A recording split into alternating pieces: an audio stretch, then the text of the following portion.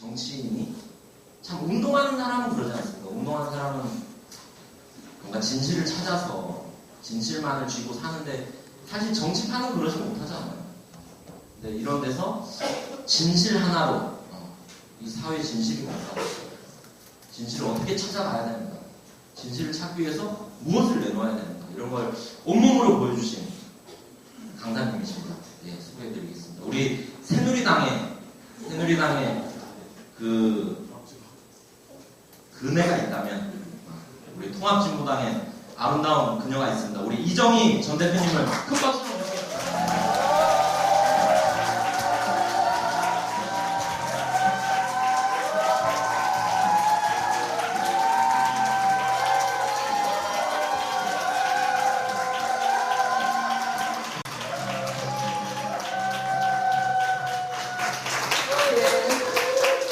반갑습니다, 여러분. 이정입니다.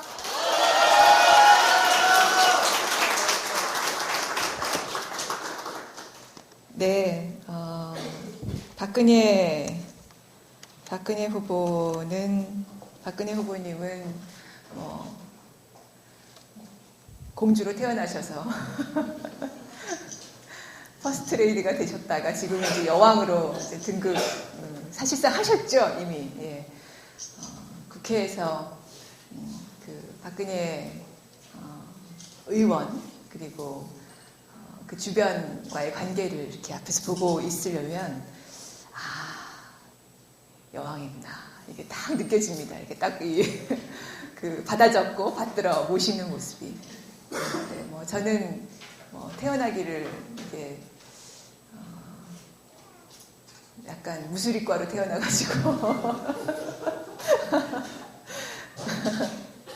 시장 바닥에서 자라서 제가 어렸을 때요, 5살 때 어렸을 때 기억 중에 가장 그 몽글몽글한 좋은 기억이 뭐냐면요, 제가 7살, 8살 그때까지만 해도 그 사당시장 관악 그 동작구인데 지금은 사당시장에 뒤에 그 질척질척한 그 시장 바닥 있잖아요. 옛날 시장 바닥. 거기에 작은 두부 공장을 하나 이제 저희 아버님이 하셨어요. 부모님이. 그래서 거기서 그 감기 걸리면 큰 그 두부를 식히는 통이 있거든요. 네모난 통. 거기에 물론 뭐 저희 어머님은 그 후에 닦았을 거라고 생각하는데 네모난 큰 통에 이렇게 따뜻한 물을 이렇게 담아주시면 제가 거기 쏙 들어가서 목욕을 하는 거예요.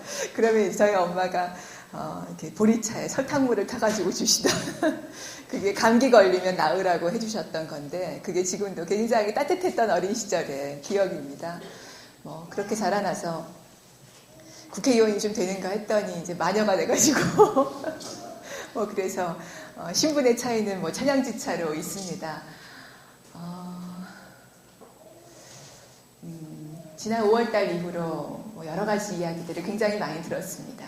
당신이 그럴 수 있느냐, 배신감 느꼈다, 표 돌려달라, 뭐 심지어는 무슨 진보의 아이콘에서 하루아침에 진보의 애물단지가 됐다. 무슨 척키 뭐 이런 얘기도 듣고 뭐 지금도 사실 이야기를 많이 듣습니다. 저에게 오는 SNS에서 오는 이야기들 또는 인터넷에서 오는 이야기들 일부러라도 사실은 봐야 한다고 생각해서 저는 봅니다. 근데 한편으로는 가슴이 아프죠. 한 인간이 허위에 근거하여 더군다나 공격받는다는 것은 쉬운 것은 아닙니다. 그리고 이것이 어느 시점에 언제 중단되어서 바뀔 수 있을지에 대해서 아직 완전히 다 확신할 수는 없는 상황이지요. 그러나 당시에 제가 가졌던 생각은 이런 거였습니다. 내가 진실이 무엇이고 거짓이 무엇인지 분명히 아는데 통합진보당에 부정경선이 있다는 이야기들이 언론에서 쏟아져 나올 때 그리고 조준호 대표의 진상조사 보고서로 그 이야기가 나올 때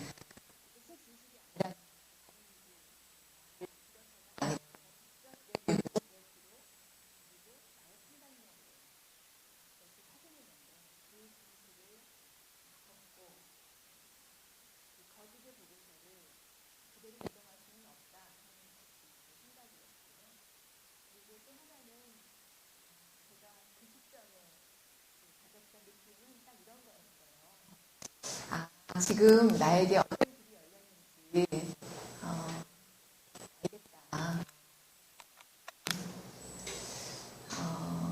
아마 저에게 기대했던 그리고 요구되었던 길은 아마 이것이지 않았을까 싶어요. 너 이 위기만 넘기면 진짜 이름난 진보 정치인이 될 텐데 자기 편도 잘라낼 줄 아는 그리고 한번 문제가 있으면 일벌백계 읍참마속할 줄 아는 사람이 되면 그게 진짜 정치인으로 정말 크게 한 단계 올라서는 거 아니냐. 그러니까 이번에 한번 해봐라. 탄탄대로로 열릴 거다. 아마 이런 길이 제 앞에 있었던 거 아닌가 싶어요. 근데 그 시점에서 저는 그렇다고 제가 아는 것을 부인하지는 못하겠더라고요. 그리고 제가 보기에 이건 너무 무고한 비난을 받고 있는 분들을 제가 역시 또 딛고 올라서서 저도 편한 길 가겠다 이렇게 하지는 못하겠더라고요. 마치 저한테는 그 당시에 저는 동굴에 넣어져 있고 밖에서는 이제 연기가 피어나고 연기는 불 속에 가득 차오고 나올래? 아니면 거기서 죽을래? 그런 느낌이었어요. 근데 그래도 살 길은 못 찾겠다.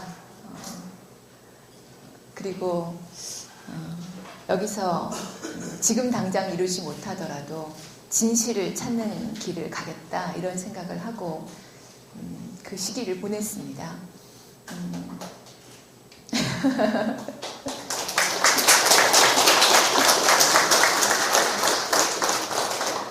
오늘 통합진보당 중앙위원회가 열려서 김인성 교수님께서 아마 오후에 그 보고를 하신 것으로 알고 있습니다.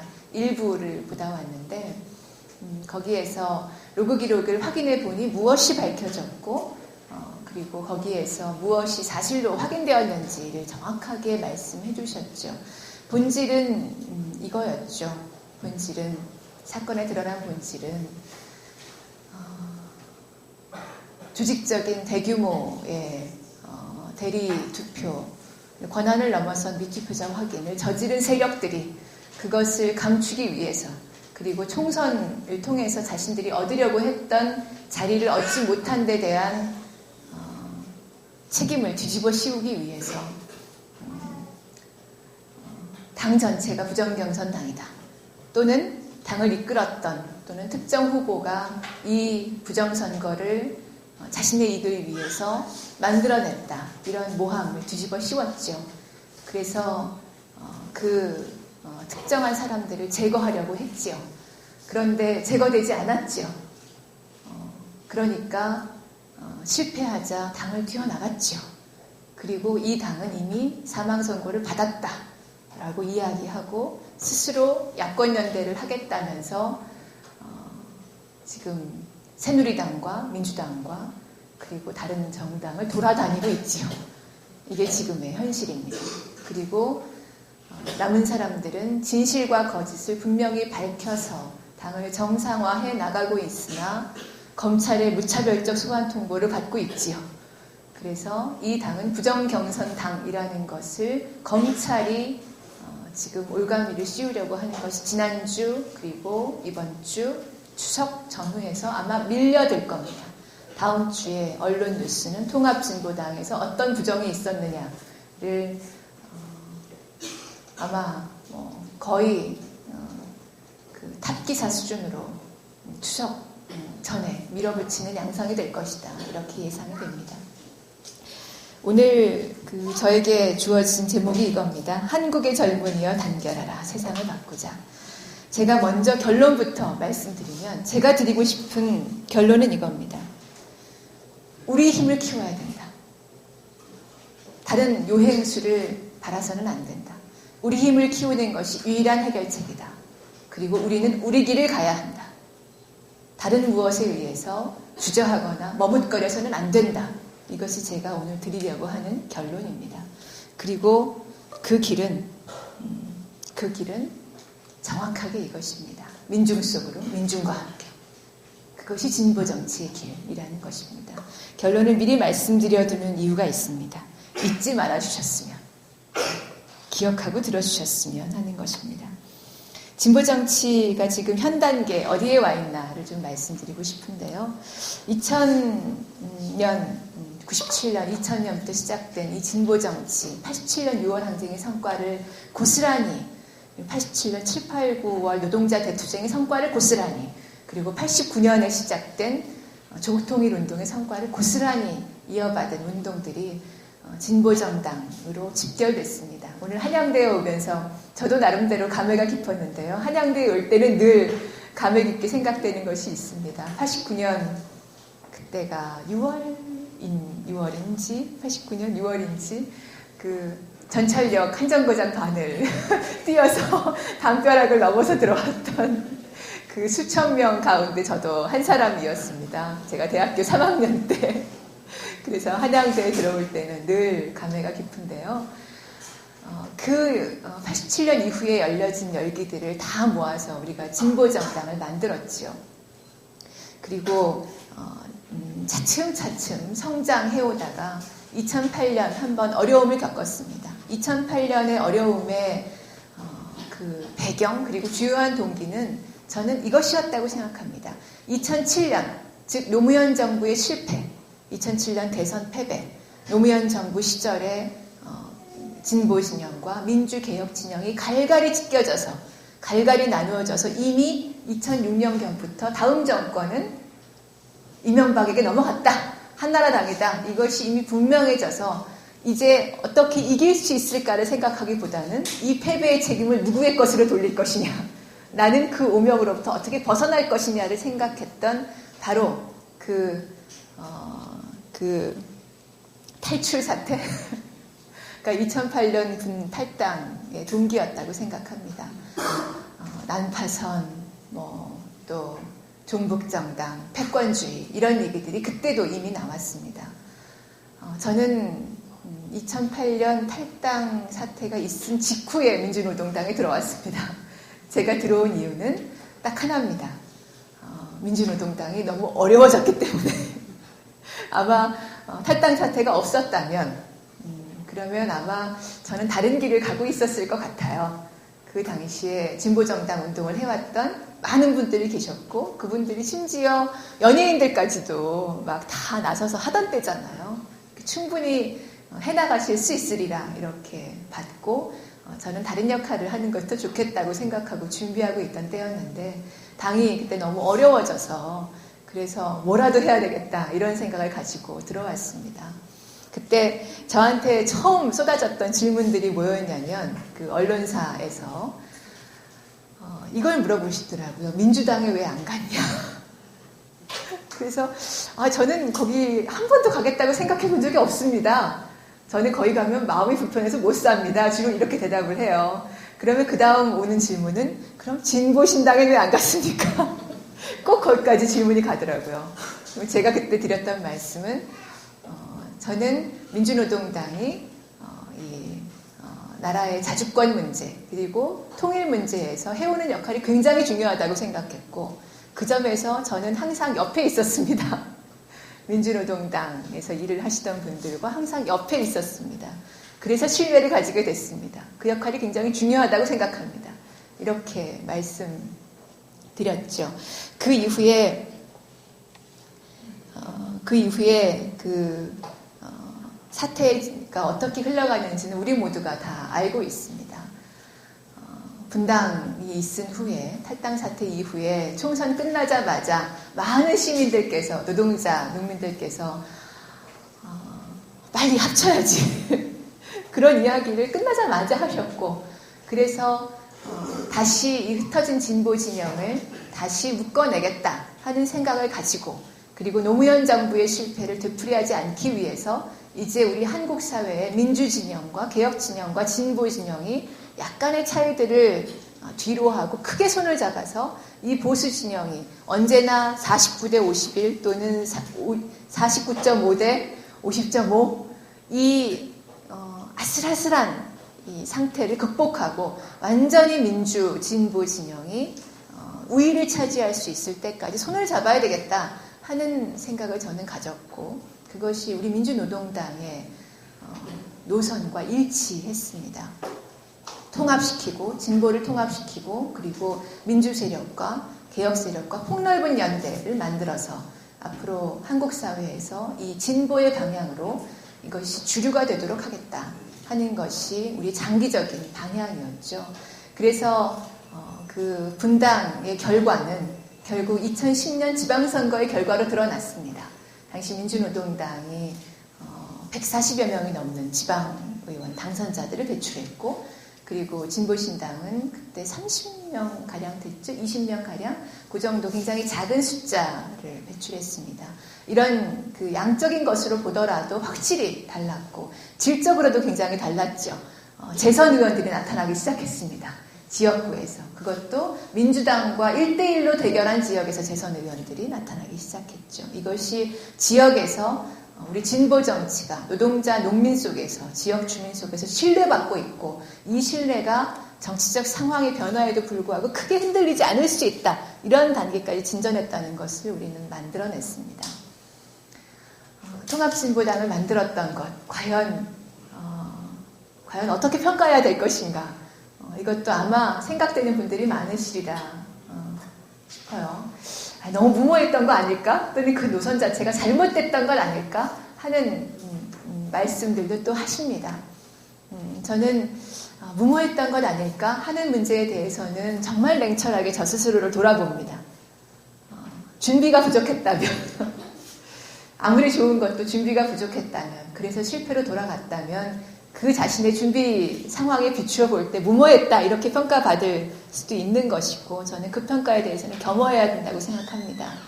지금의 상황은 분명히 이 진보 이 통합진보당을 만들었던 이 진보 대통합의 시도는 분명히 일정 부분에서 아직도 남아있는 이 참여당에서 오신 분들 굉장히 소중한 존재고 우리의 통합에서 앞으로 키워져 나가야 될 굉장히 중요한 요소이지만 전체적으로 보아서는 실패였던 것은 겸허하게 인정하지 않을 수 없습니다. 그것은 분명한 평가이지요. 그러나 더 뒤에 좀 말씀드리겠습니다만 그 시도 자체에 대해서는 우리가 앞으로 어떤 방향을 갈지를 가늠하는 좌우하는 것이기 때문에 또 좀 다른 차원에서의 평가도 필요하다고 생각합니다. 국민들이 이 갈라진 진보정당이 합치기를 요구하셨고 그리고 또 좀 더 폭넓게 대중적인 정당으로 발전해 나가기를 또 바라셨죠. 그 기대 자체는 잘못되지 않았다 생각합니다. 그 기대에 부응하려고 했던 것 자체는 그릇되지 않았다고 생각합니다. 그 기대가 그냥 만들어진 것도 아니고요. 그 기대를 만들어낸 그조차도 우리 스스로가 만들어낸 성과에 기초했던 것이거든요. 2010년 지방선거에서 민주노동당이 그렇게 괄목할 만한 성장을 하지 않았다면 과연 누가 좀 더 잘해서 더 크게 해봐라. 누가 얘기를 했겠어요. 그리고 2011년 4월 달에 한참 이 진보통합 논의 이런 논의들이 시작되고 진전될 당시에 초기 단계를 걸을 당시에 있었던 중요한 사건이 2011년 4월 달에 우리 김선동 의원께서 당선된 일이죠. 전남 순천에서.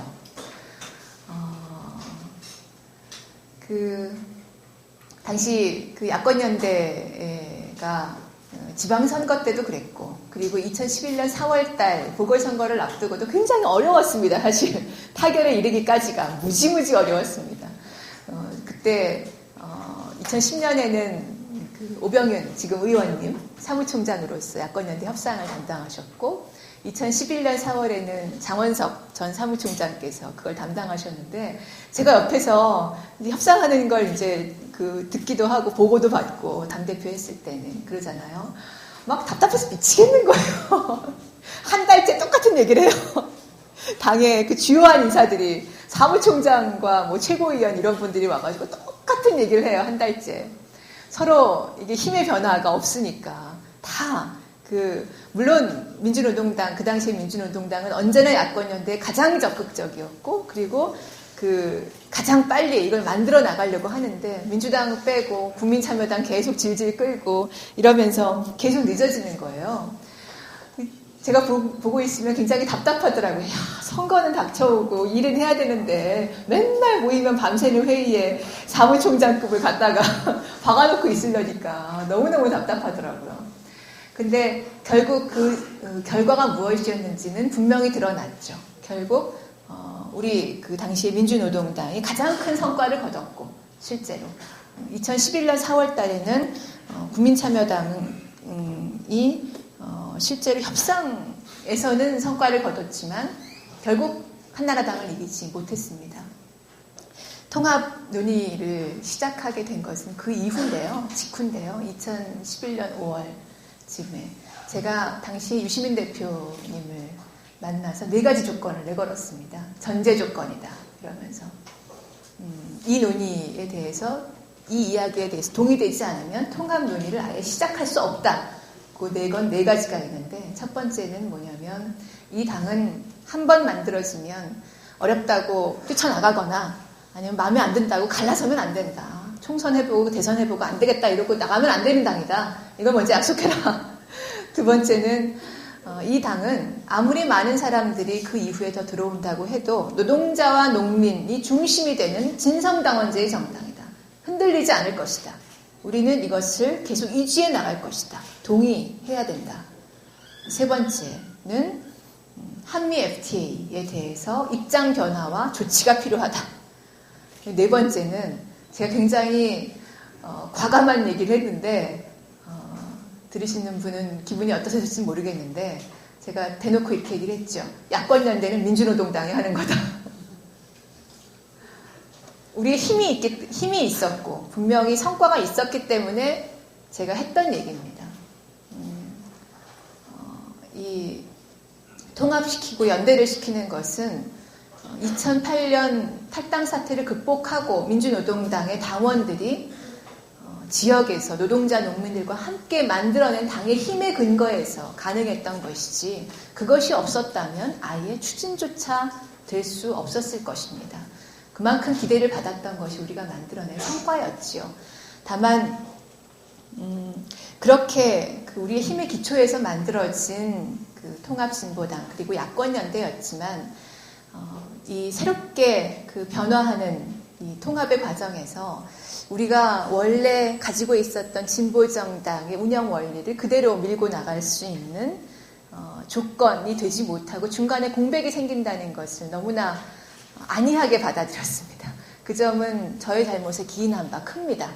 즉 통합을 하고 나서 1년 6개월 정도의 2단계의 이 중간 단계를 뒀는데요. 첫 번째 중간 단계는 총선이 끝날 때까지 6개월. 그리고 두 번째 중간 단계는 2012년 5월 달에 당직 선거를 마치고 1년의 임기를 대선이 끝나고 1년의 임기를 둔 이렇게 2단계의 중간 단계를 두었습니다. 근데 이 중간 단계에서 특히 이 앞에 6개월 동안 의결 구조도 임의적인 구조로 가고 당직도 임의적인 그 구조에 따라서 배분하고 그리고 아직 당의 이 의결 구조가 이렇게 되다 보니까 당의 원칙들이 진보정당의 진성당원제에 기초한 원칙들로 제대로 진영되지 못하는 6개월이 있다는 6개월 동안 너무나 심각하고 그리고 갈등이 있을 수 있는 일들이 일어날 수 있다는 것을 사전에 미리 준비하고 치밀하게 대비하지 못한 잘못이 매우 큽니다. 그래서 이후에 벌어졌던 일들은 여러분께서 잘 아시지만 2012년 이 탈당 사태의 본질은 2008년과 또 다르죠. 2008년에는 이 전체 민주 진보 진영이 다 함께 이 내리막길을 걸었던 이 패배의 책임을 누군가에게 돌려야 그래서 내가 거기서 벗어나서 나는 저 낡은 사람들하고 달라. 진사를 진 이유는 다 저 사람들 때문이야. 이렇게 하고 다른 길을 가려고 했던 어떻게 보면 탈출이었다고 생각한다면 그분들 입장에서 이번에 2012년의 탈당 사태의 본질은 정확히 권력에 대한 욕심이지요. 정확히 그렇습니다. 정확히. 왜냐하면 원래 계획했던 원내교섭단체 20석 그러면 실제로 모든 당의 모든 그 이른바 계파의 의석이 고루 배분되는 그런 상황이 만들어지지 못하고 일부 거기에서 지역구에서도 당선되지 못하고 비례에서도 당선되지 못하고 이런 분들이 생겨났고 또는 그분들이 만들어낸 그분들이 이의를 제기하는 과정에서 자신의 부정이 드러난 분들이 생겨난 거죠. 그래서 의석을 유지할 수 없게 되겠다는 불안감을 가지게 된 분들이 생겨난 겁니다. 그것이 바로 그 오은만 후보의 제주도에서 그 건설회사에서 일어난 대리투표 사건, 김인성 보고서에서 확인된 그 사건이고, 그리고 또 하나가 경북 영주에 있는 투표소에서 나타난 투표 명부의 그 문제입니다. 제가 직접 확인한 그 투표인 명부, 171명의 현장 투표자 가운데 170명이 한 후보를 지지했고, 그리고 그 선거관리인의 이름이 가나다 순으로 적혀있는, 그래서 도저히 유효라고 인정할 수 없어서 무효 처리됐는데, 무효 처리된 것만으로도 분쟁이 가라앉을 수 없을 정도로 이건 조작된 것이다, 또는 조직적인 어떤 선거 관리한 사람들의 그 투표소에서 선거 관리한 사람의 부정의 책임이 있을 수 있겠다라고 본 이 두 가지가 사태를 여기까지 끌고 왔습니다.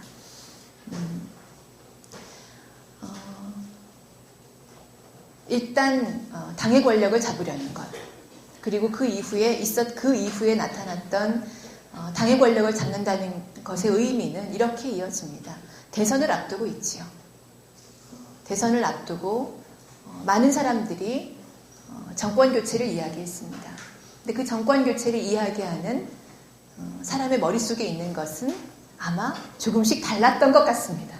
저는 진보 그 대통합을 논의할 때 연립정부 하자는 거 아니냐, 우경화하는 거 아니냐, 그래서 이런 공격을 많이 받았는데, 저 스스로는 어떤 입장이었냐면, 연립정부 할 수도 있다.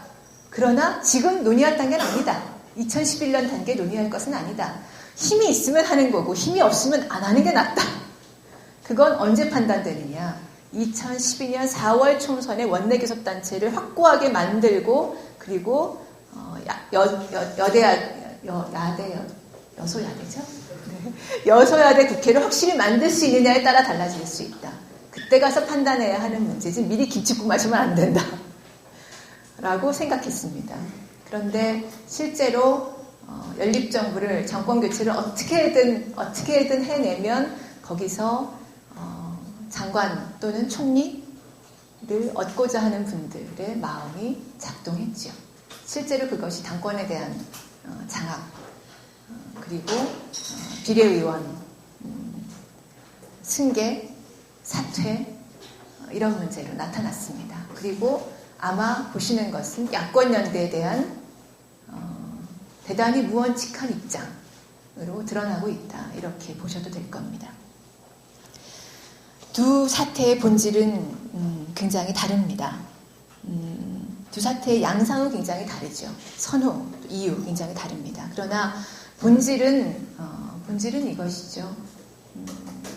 본질은 2008년에도 그러했지만 특히나 2012년에는 우리가 2012년을 이 정권 교체를 해내겠다는, 이 격변기를 맞이하겠다는 우리의 준비, 의지를 분명히 하고 맞이한 선거였고, 그래서 여기에 대해서 우리 스스로 준비했던 것 이상으로 보수 세력도 준비하고 있었다. 어쩌면 우리가 얼마나 큰 힘을 가지게 될지를 느끼는 것보다 보수 세력이 통합진보당이 원내교섭단체 또는 제3당으로서 확고히 자기 자리를 잡을 때 보수 세력에 가져다 줄 위험에 대해서 더 빨리 인식하고 있었다. 이렇게 봐야 할 것 같습니다. 틈을 아주 잘 비집고 들어왔죠. 네. 아주 쉬운 일이죠. 내부에서 틈이 벌어지고, 더군다나 내부 고발식으로 진상조사 보고서를 공동대표 중에 한 사람이, 더군다나 노동계를 대표해서 왔다는 사람이 이야기를 하고 진보 언론이 먼저 쏟아부어주죠. 그러면 보수 언론이 어려운 게 하나도 없죠. 검찰도 아주 쉽죠. 제가 조진도 대표께 처음부터 경고를 했습니다.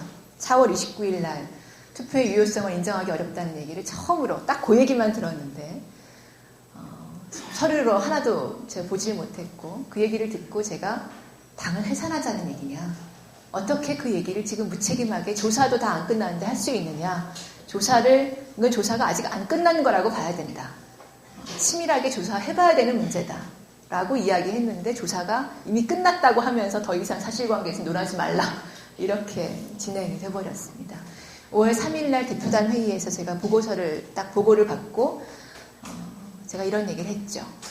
검찰이 압수수색할 것이다. 당원들의 모든 당원 정보와 투표값이 다 검찰에 들어갈 것이다. 피할 수 없게 됐다. 이랬더니 조진호 대표가 설마 검찰이 무슨 뭐 그렇게까지. 심상정 대표가 하셨던 말이 지금 잊혀지지 않습니다. 그럼 우리가 검찰에 가서 항의도 하고 이래야지.